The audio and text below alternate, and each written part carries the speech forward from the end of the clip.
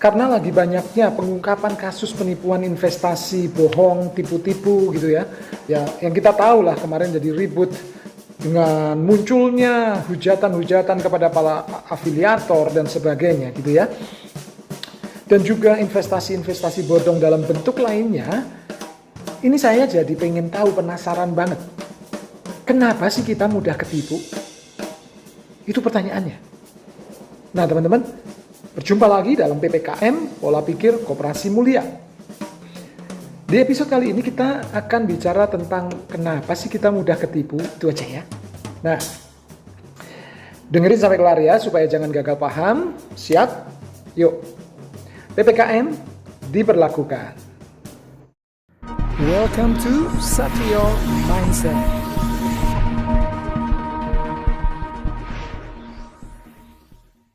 Kita akan coba bahas beberapa contoh kasus ya. Beberapa waktu yang lalu ada penipuan berkedok investasi kurban di Cianjur. Polanya begini.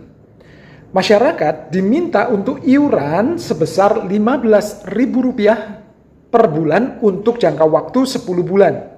Itu buat korban kambing. Nah, kalau mau korban sapi, per orangnya diminta 59.000 per bulan, jangka waktunya juga 10 bulan. Gitu. Nah, kalau dipikir secara logika, ini matematika gampang sebenarnya.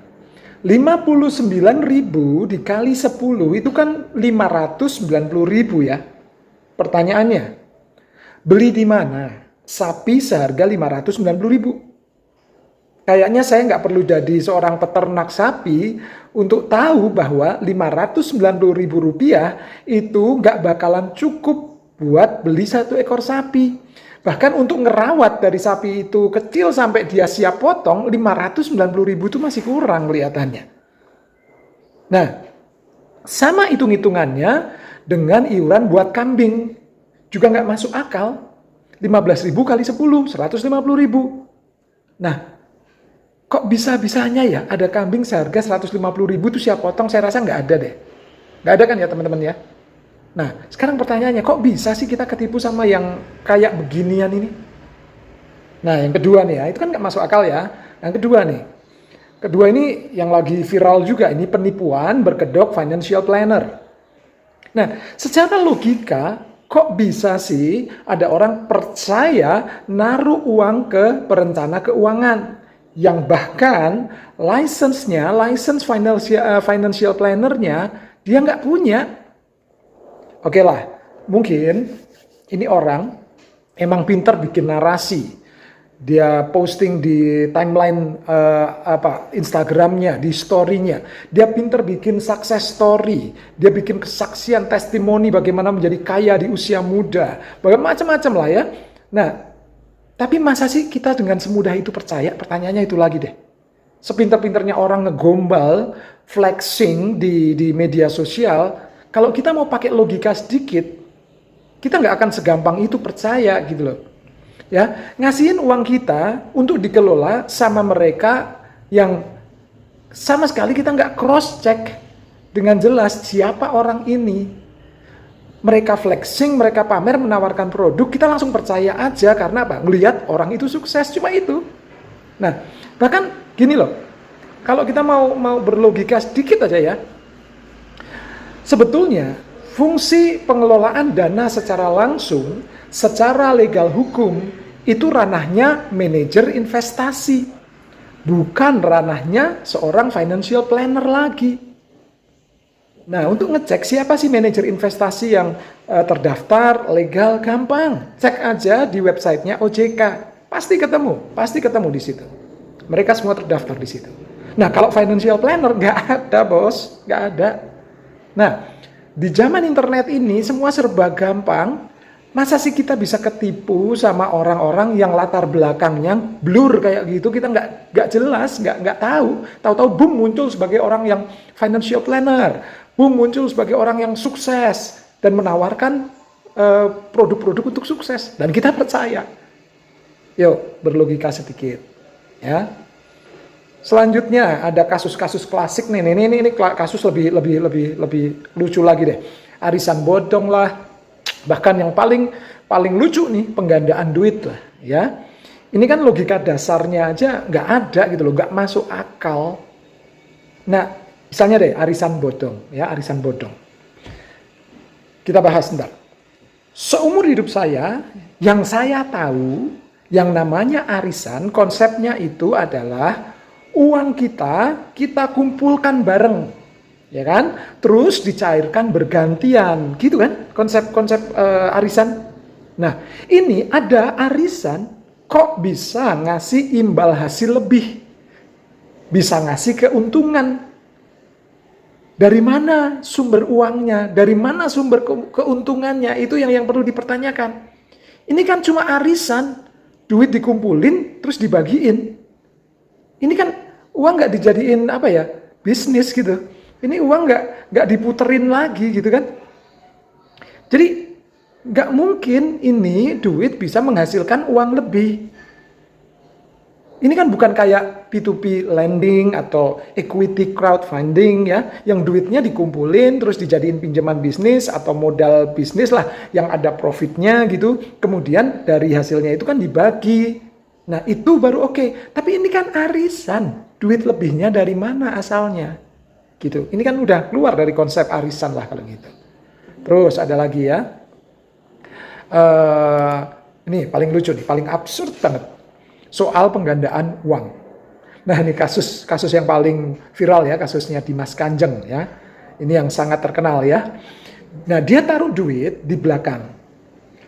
Di belakang tubuhnya gini nih, duduk langsung set. Dikeluarin jadi berganda. Wow, asik kan? Absurd tapi, absurd banget gak sih bos? Ya, aneh ya? Nah, duit itu dari mana asalnya? Kok bisa jadi banyak kayak gitu? Pikir deh, logikanya dari mana?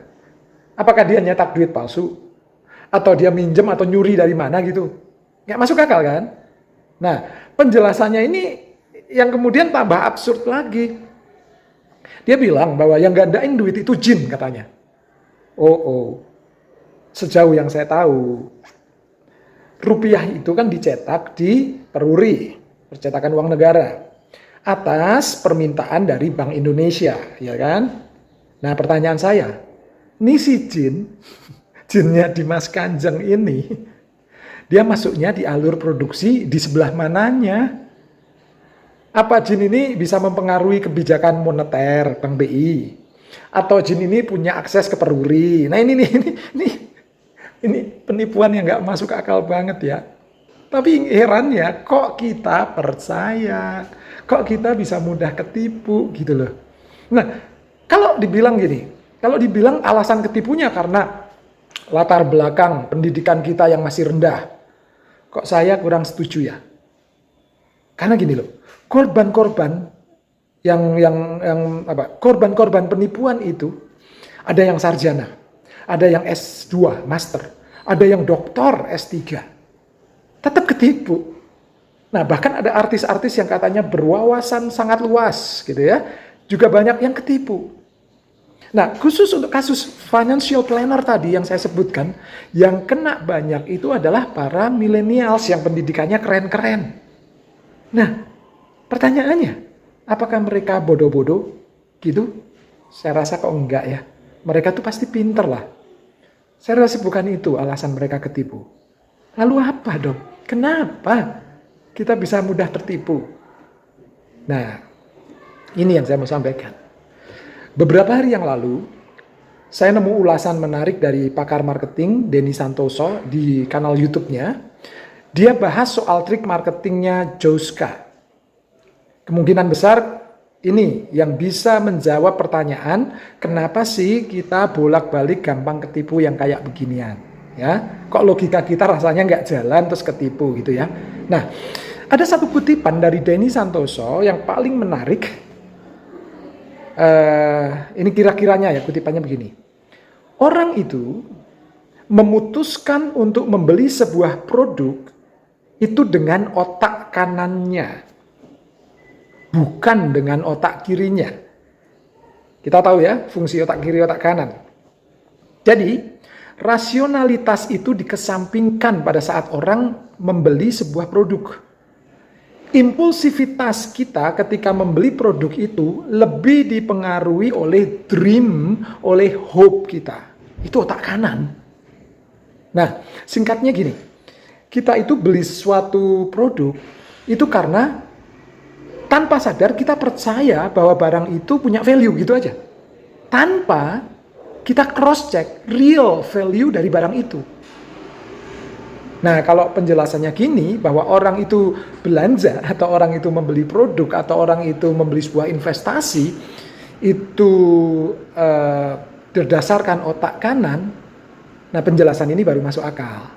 Kenapa ada banyak dari kita yang ketipu sama financial planner itu misalnya? Ya karena mereka pinter banget update success story dan foto barang-barang branded mereka di Instagram. Tanpa kita ngecek itu barang punya siapa, entah itu pinjaman dari dia cuma sebagai endorser dipinjamin, dia sebagai brand ambassador dipinjamin Ferrari, bisa jadi kan? Atau Ferrari itu punya siapa, atau Ferrari itu sewa. Yang penting itu adalah marketing untuk membuat orang tertarik dan akhirnya beli produk mereka. Nah, di sini kita harus sungguh-sungguh tahu bahwa pada saat kita melihat itu otak kanan kita bekerja lebih keras daripada otak kiri kita. Dream dan hope kita itu lebih perasaan kita itu lebih berjalan daripada logika kita. Kita ngelihat itu jadi pengen. Kita langsung berpikir, oh anak muda bisnis ini, investasi ini cepat kaya. Itu kan dream kita, itu kan hope kita jujur-jujurnya. Makanya tanpa menggunakan logika yang cukup, kita memutuskan untuk gabung dalam investasi ini, untuk nanam duit di sini, untuk ambil investasi ini, untuk ikut arisan ini, dan sebagainya. Ini yang kemudian membuat kita tidak terlalu aware dalam menentukan mau trading di mana, atau mau bisnis apa, atau mau investasi apa. Nah, kalau sudah terlanjur di dalam otak kita tumbuh sebuah trust karena didasarkan oleh dream dan hope tadi, ya kita udah nggak kepikiran lagi untuk ngecek kredibilitas orang-orang di balik brand itu, kan gitu. Sebenarnya kredibel nggak sih ini orang? Karena yang mereka update itu adalah sebenarnya hal-hal seputar dream, seputar hope kita. Kita di istilahnya apa? Ditembak, digencarkan untuk diserang itu adalah otak kanan yang isinya cuma aku pengen cepet kaya, aku pengen dapat duit banyak, aku ingin jadi sultan dengan bermodalkan sekian, aku masuk ke bisnis ini, aku pasti sukses. Teman-teman, orang itu posting pada saat mereka sukses, pada saat mereka berhasil sell atau buy dengan keuntungan tinggi. Tapi waktu mereka loss, mereka nggak mungkin posting gitu loh.